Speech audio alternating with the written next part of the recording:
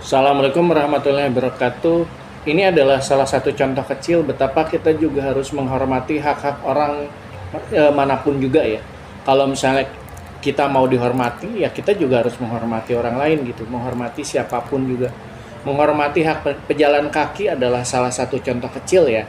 Kita ini menjalankan apa sih? Menjalankan apa yang diperintahkan oleh agama itu, jadi orang yang tidak menggunakan alat dalam beraktivitas, misalnya berjalan kaki, kemudian juga beraktivitas, misalnya mereka juga yang hanya menggunakan sepeda tanpa menggunakan sepeda motor atau mobil itu, mereka harus diberikan hak yang lebih, harus diberikan juga haknya untuk memperoleh jalannya dia gitu.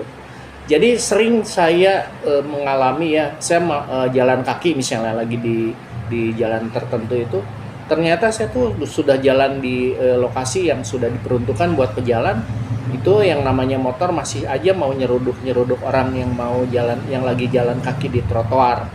Kemudian juga ketika mau nyebrang jalan itu kan seharusnya pejalan kaki itu dikasih kesempatan gitu.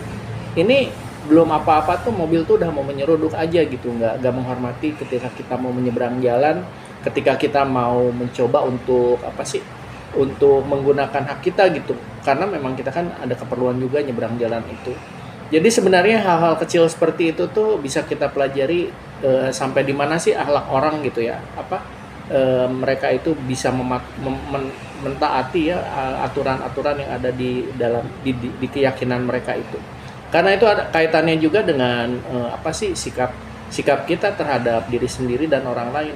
Kalau misalnya kita tidak menghormati orang lain, artinya juga kita harus membereskan diri sendiri. Dan itu ada kaitannya dengan emosi, kemudian dengan kepercayaan atau dengan keyakinan kita. Jadi cobalah kita tuh menghargai dan menghormati hak-hak orang itu mulai dari hal-hal yang kecil gitu.